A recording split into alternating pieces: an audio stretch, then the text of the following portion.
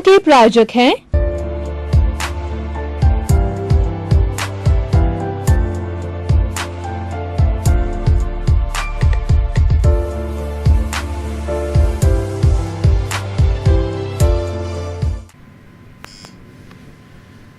भाई और बहनों, दर्शकगण, श्रोतागण, चैनल 24 प्लस न्यूज़ के खास विशेष मनमोहक शिक्षा देने वाला, आनंद देने वाला, मोक्ष की आराधना करने वाला कार्यक्रम पुनरुत्थान में आप सभी का हार्दिक स्वागत है, सत्कार है, अभिनंदन है।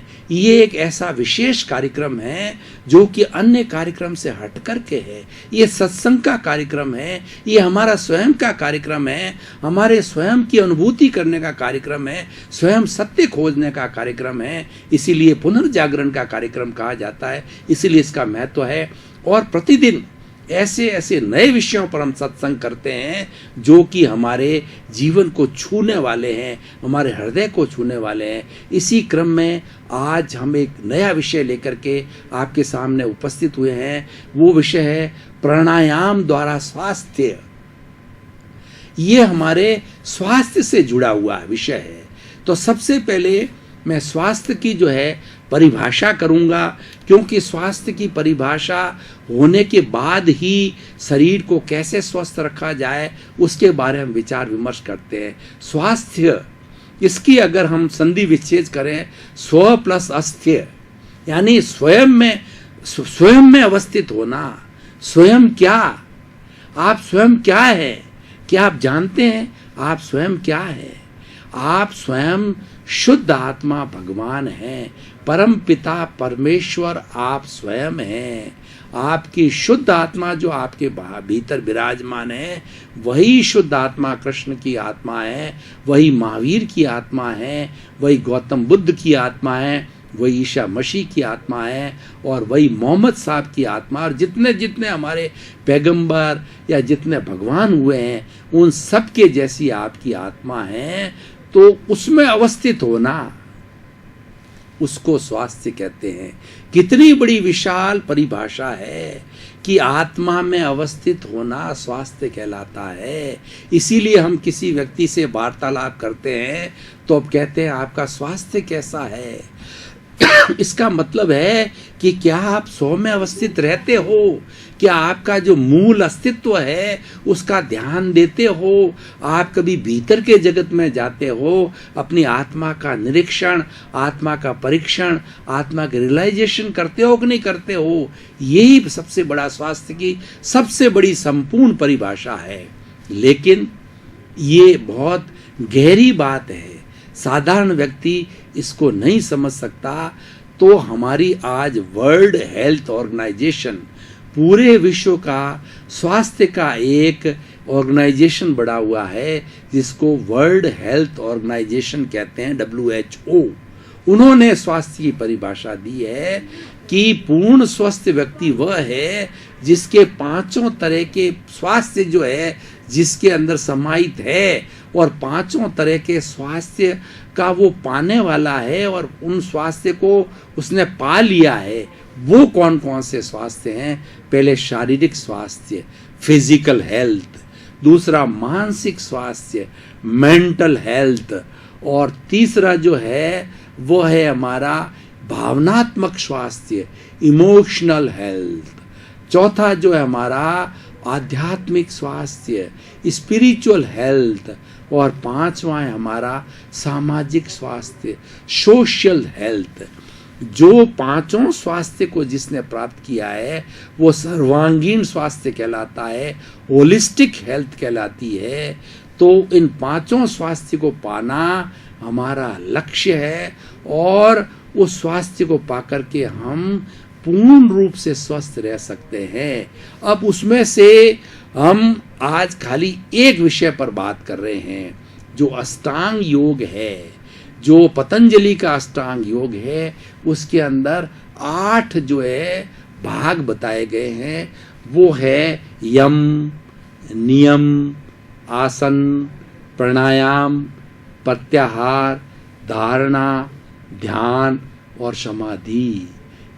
आज उसमें से हम मात्र एक प्राणायाम के द्वारा बात करेंगे कि प्राणायाम के माध्यम से हम कैसे स्वस्थ रह सकते हैं।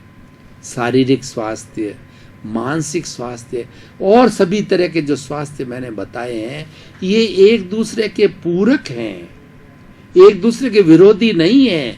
शारीरिक स्वास्थ्य से मानसिक स्वास्थ्य अपने आप ठीक होगा, और मानसिक स्वास्थ्य ठीक होता है तो ये सभी आपस में ठीक रहते हैं। और हमारा पहला स्वास्थ्य अगर शारीरिक स्वास्थ्य गड़बड़ा जाता है, शरीर के अंदर कोई तरह की पीड़ा है, तो हमारा ध्यान सबसे पहले वहाँ जाएगा, मन में अशांति हो जाएगी, हमारी भावना क्रोध मान माया, क्रोध आने लग जाएगा, क्रोध मान माया लोभ जो है आना लग जाएगा, और हमारी जो आत्मा की जो धार्मिक बात है हम भूल जाएंगे, और उससे हमारा सोशल यानी हमारे संपर्क में आने वाले हमारा परिवार सबसे पहले संपर्क में आएंगे, उसके साथ जो है हमारा व्यवहार भी चिड़चिड़ा हो जाएगा।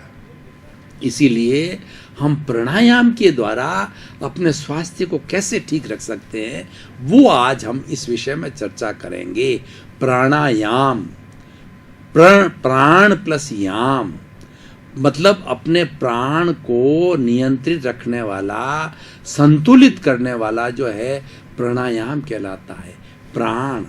प्राण हमारी आत्मा की शक्ति को प्राण कहते हैं। पुद्गलों की शक्ति को पर्याप्ति कहा जाता है। प्राण 10 तरह के होते हैं। 5 हमारी इंद्रियां, स्पर्शन रसन घ्राण चक्षु श्रोत्राणी इंद्रियानी, ये 5 प्राण हो गए। दूसरा मनोबल, वचन बल, काया बल 5 और 3 8, श्वासोश्वास प्राण 9, और दूसरा आयुष्य प्राण। ये 10 तरीके के प्राण होते हैं।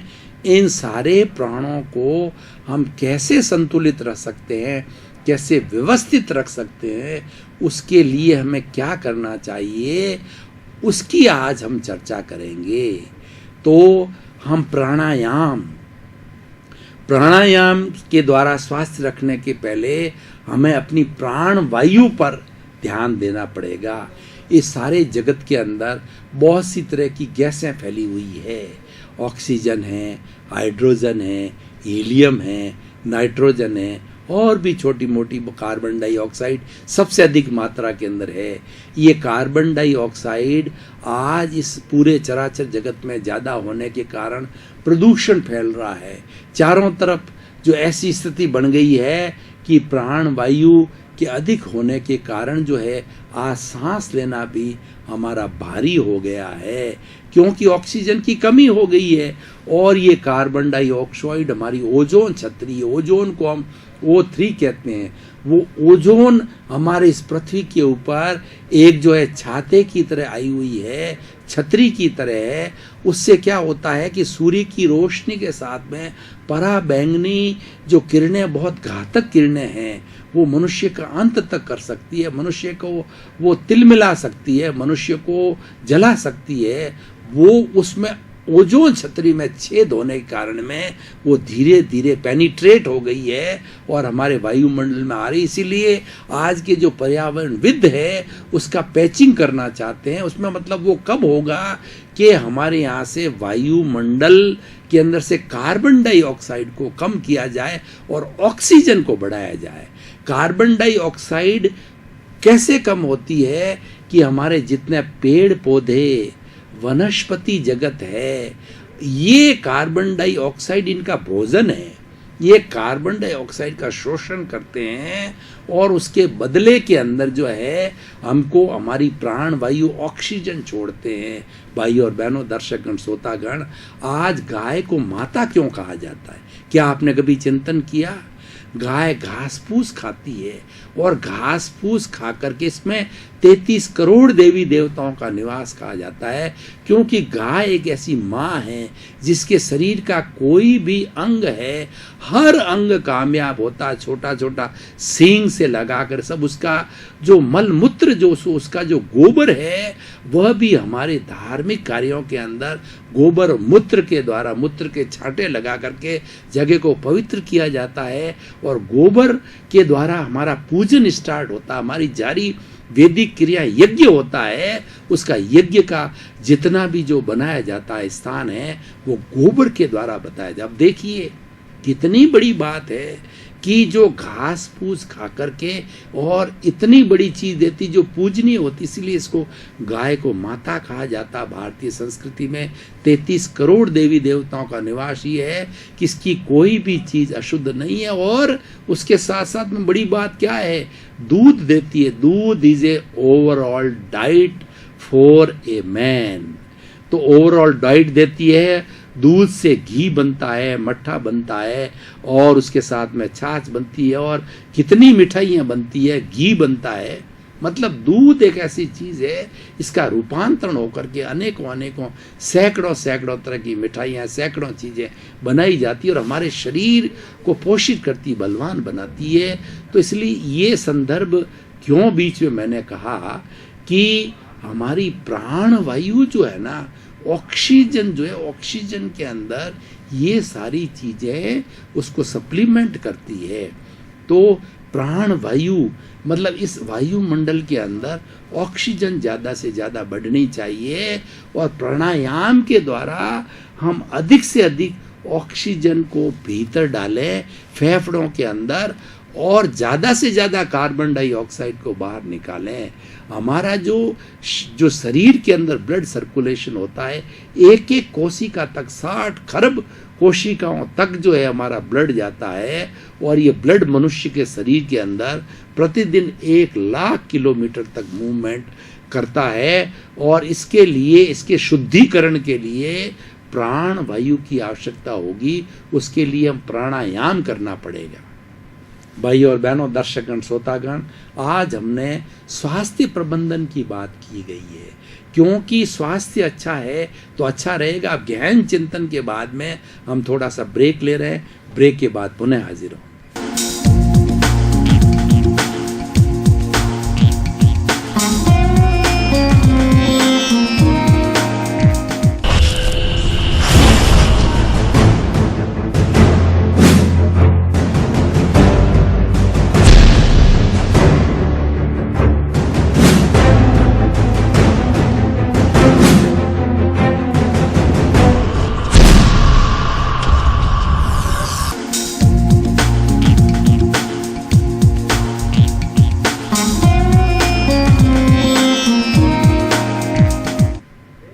भाई और बहनों, दर्शकगण, हमने ब्रेक लिया, अपने आप को तरोताज़ा महसूस किया, ताजगीपूर्ण महसूस किया। अब हम अपने विषय के ऊपर पुनः इस क्लास के अंदर हाजिर हो रहे हैं। प्राणवायु भीतर ज़्यादा कब जाएगी? वो प्राणायाम के द्वारा जाएगी। तो उसके बारे में आज का विषय हम बताना चाहेंगे। तो हम ये लाभ बता रहे हैं प्राणायाम के कि जब वो ऑक्सीजन जो है हमारे इस ब्लड के साथ मिलती है तो ब्लड के अंदर कार्बन डाइऑक्साइड को हटा करके ऑक्सीजन आ जाती है और शुद्धिकरण हो जाता है। हमारा ब्लड जो दूषित होता है कार्बन डाइऑक्साइड से, तो जब निःशेष करते हैं हम तो कार्बन डाइऑक्साइड बाहर निकलती है और जब एक्सेल करते हैं ऑक्सीजन भीतर जाती है। तो प्राणायाम के द्वारा ऑक्सीजन को ज़्यादा मात्रा में भीतर लेना, कार्बन डाइऑक्साइड को मात्रा के अंदर निकालना। तो इसके लिए हम सबसे पहले ये देखें हम क्या करना चाहिए कि हम प्राणायाम के माध्यम से हमें जो है कपालभाति करते हैं। कपालभाति क्या की जाती है कि जैसे मैं आपको करके बताता हूँ।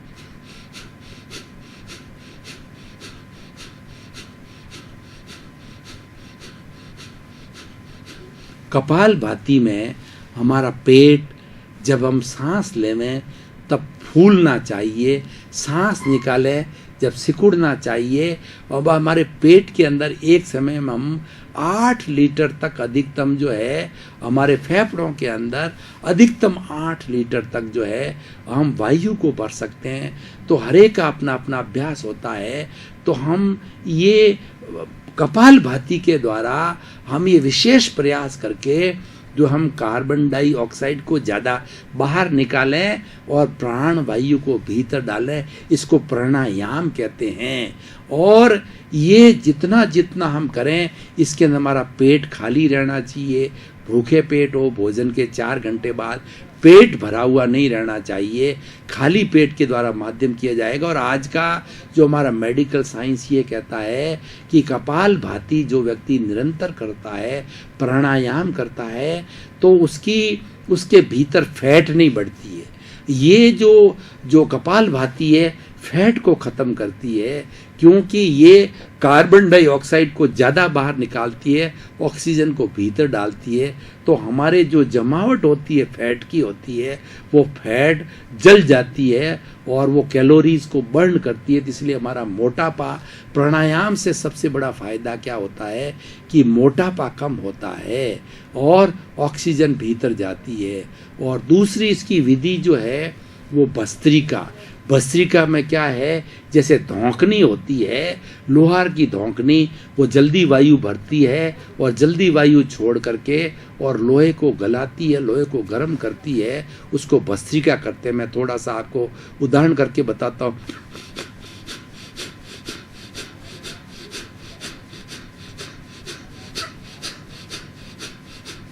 कपालभाति में हम धीरे धीरे लेते हैं, लंबा सांस लेते हैं, लंबा सांस निकालते हैं, लेकिन भस्त्रिका के अंदर हम जल्दी जल्दी करते हैं कि जल्दी जल्दी जो अंदर ऑक्सीजन जाए और जल्दी जल्दी कार्बन, दोनों जुड़ी हुई हैं, दोनों एक दूसरे की ही बात है। एक के अंदर थोड़ा जल्दी किया जाता है, एक में धीरे धीरे किया जाता है। तो ये एक प्राणायाम के घटक है। अब क्या है कि हम अनुलोम विलोम भी होता है, जैसे कि एक तरफ से ऑक्सीजन को लिया, दूसरी तरफ से बाहर निकाला। मैं करके बता रहा हूं।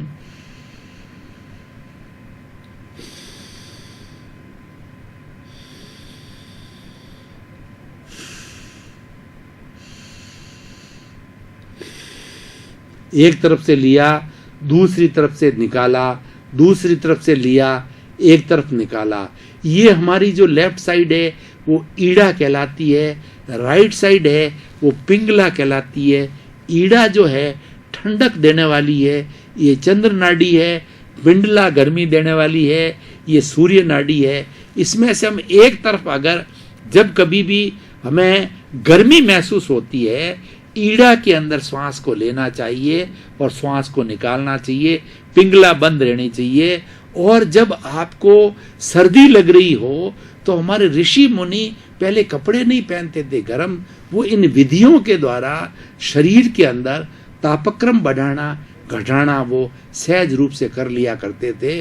तो जब हमें सर्दी लग रही हो तो इस पिंडली की द्वारा निकालना और डालना जो है वो करते रहना चाहिए। तो ईड़ा और पिंगला ये हमारी दोनों नाड़ी है। और जब हमारा श्वास ईड़ा और पिंगला से बीच में सुषुम्ना, यानी हमारी जो रीढ़ की हड्डी के अंदर एक जो धागा जैसा चलता है और उस धागे के अंदर पूरे शरीर के वो कंट्रोल रूम है, वो कंट्रोल बोर्ड है, उसके अंदर सारी जितनी भी वेन्स होते हैं उन सब के कनेक्शंस जो है वो हमारे सुषुम्ना नाड़ी के अंदर होती है। और सुषुम्ना नाड़ी के अंदर जब श्वास रहता ना ईड़ा में होता ना पिंगला में होता है, तब आदमी पूर्ण स्वस्थ होता है, पूर्ण जागरूक होता है और वह व्यक्ति जो है वो कुंडलिनी जागरण रूप में हो जाता है। और ऐसा व्यक्ति वो परम जो ज्ञान को प्राप्त करता है, ब्रह्म के वो ज्ञान को कहता है। और ये सहस्त्र सार में जाकर के सुषुम्ना जाकर के जुड़ी हुई होती है। तो सहस्त्र सार से जुड़ी होने के कारण में वो सारा ज्ञान जो कुंडलिनी जागरण का ज्ञान यहाँ आ जाता है और व्यक्ति को ब्रह्म ज्ञान इस सहस्त्र सार में होता है, केवल ज्ञान ब्रह्म ज्ञान होता है और वो सुषुम्ना के माध्यम से होता है। और प्राणायाम सुषुम्ना में चलना चाहिए, यह भी एक प्राणायाम का अंग है। और अब इसकी जो है वो इसको एक प्रेक्षा ध्यान हमारी ध्यान की पद्धति है, उसके अंदर हमारे आते जाते श्वास को देखना है। भाई और बहनों, दर्शकगण, श्रोतागण, श्वास हमारा एक ऐसा विषय है तो उसके लिए कहा गया है कि जब तक श्वासा तब तक आशा। जब तक हमारा श्वास चलता है तब तक हम जीवित रहते हैं और जब श्वास बंद हो जाता है तब डॉक्टर कहता है नाउ ही इज डेड। और श्वास बंद कब होता है? जब हमारा हार्ट फंक्शन करना बंद कर देता, क्योंकि हार्ट चलता है श्वास के द्वारा ही चलता है, फेफड़े जो चलते हैं वो श्वास के माध्यम से चलते हैं। फेफड़े जब तक शुद्धिकरण करके और वो हमारे ब्लड को हार्ट में नहीं देंगे और हार्ट पंप करके जो अशुद्ध ब्लड को फेफड़ों में नहीं भेजेंगे, तब तक वो शुद्धिकरण नहीं होगा, हम बीमार पड़ जाएंगे। तो श्वास का संबंध हमारे स्वास्थ्य से है। इसीलिए प्राणायाम के द्वारा हम समस्त 5 तरह के निष्कर्ष की भाषा में समय की अल्पता को दे करके मैं कहना चाहूँगा कि 5 तरह के स्वास्थ्य है हमारे प्राण से जुड़े हुए हैं। अब मैं एक विशेष प्रयोग श्वास परीक्षा का आपको बताना चाहता हूँ। श्वास परीक्षा का क्या प्रयोग है कि नॉर्मल एक व्यक्ति जो बिना टेंशन की अवस्था में होता है, तो मेडिकल साइंस कहती है कि नॉर्मल ऐसा व्यक्ति जो टेंशन की अवस्था में नहीं होता है, वह 1 मिनट में घड़ी लेकर के आप बैठ जाइए, वह 1 मिनट में 16 श्वास लेता है। और उसके बाद में अगर व्यक्ति टेंशन की अवस्था में आ जाता, श्वास छोटा हो जाता है। एक श्वास कब होता है, एक्सहेल और इनहेल को मिला करके उस पूरे स्ट्रोक गया, रेचक और कुंभक के दोनों स्ट्रोक को मिलाने से जो है एक श्वास होता है। तो ये श्वास की संख्या जब बढ़ जाती है, यानी श्वास छोटा हो जाता है, जो संख्या 16 से बढ़ करके 20, 25, 40, 50 तक ब्रेन हेमरेज हो जाता है, हार्ट फेल हो जाता है, व्यक्ति पागल हो जाता है, इतनी टेंशन की अवस्था में आ जाता है। तो हमारा प्राणायाम का जो है सार क्या है, मकसद क्या है, निष्कर्ष क्या, लाभ क्या है कि हमारी श्वास की संख्या को नॉर्मल हम जो अभी मैंने आपको कपालभाति, भस्त्रिका, अनुलोम विलोम और बहुत से प्रयोग बताए, वो तो हम इस पर्टिकुलर समय में कर सकते हैं। लेकिन श्वास परीक्षा जो है ना, ये तो 24 घंटे हो सकता है। इसके अंदर करना क्या है कि हमारे श्वास को थोड़ा अभ्यास के द्वारा लंबा कीजिए। अभ्यास के द्वारा बिना जोर लगाए श्वास को 10%, 20%, 25% उसको लंबा किया, लंबाई लिया और लंबाई डाला। और ये 10 दिन, 15 दिन, महीना, 2 महीना जो अभ्यास करेंगे तो हमारा श्वास लंबाई आएगा और लंबाई जाएगा। और आप घड़ी लेकर के बैठोगे, आप नाप करोगे ऐसा, 16 से वो सांस घट करके 14, 12, 10 और 8। तो हमारी मेडिकल साइंस कहते हैं कि जिस व्यक्ति ने 16 से घटाकर 14, 12, 10 और 8 तक वो व्यक्ति पहुंच जाता है, उसका भावनात्मक स्वास्थ्य एकदम अति उत्तम हो जाता है। भावनात्मक स्वास्थ्य का मतलब ऐसा व्यक्ति को कभी क्रोध नहीं आएगा, ऐसे व्यक्तियों को कभी अहंकार नहीं आएगा, ऐसे व्यक्तियों को कभी माया नहीं होगी, छल कपट नहीं करेगा, ऐसा व्यक्ति लोभ नहीं करेगा, लालसा नहीं होगी, किसी से घृणा नहीं करेगा और किसी की निंदा नहीं करेगा ऐसा व्यक्ति। और फिजिकल हेल्थ तो ऑटोमेटिकली ठीक हो जाती है, क्योंकि सारे हेल्थ का संबंध हमारे ब्लड सर्कुलेशन से।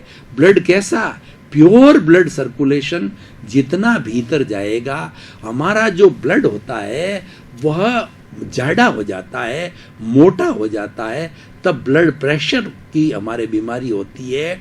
और ब्लड प्रेशर होने से हमारी जो धमनियाँ और सिराएं हैं, वो नर्व जो है वो उसको ले नहीं पाती, वो चोक हो जाती है, वो पिचक जाती है और जो हमारा ब्लड प्रेशर जो है बढ़ना चालू हो जाता है। लेकिन शुद्ध खून जाता है, प्राणायाम करने वाला व्यक्ति होता है, रेगुलर करता है, लंबा श्वास देता है, श्वास परीक्षा करता है, श्वास की संख्या को घटाता है, उसको कभी भी जो है हार्ट की बीमारी, लंग्स की बीमारी और हमारे गुर्दे की बीमारी कभी नहीं होती है।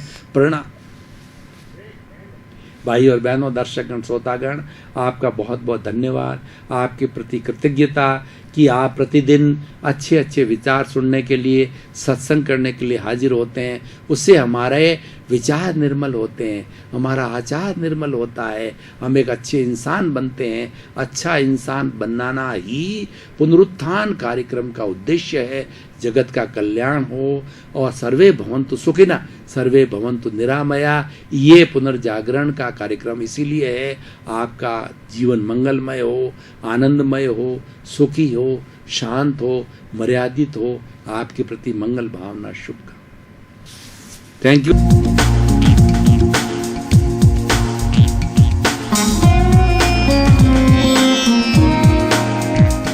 इस कार्यक्रम के प्रायोजक हैं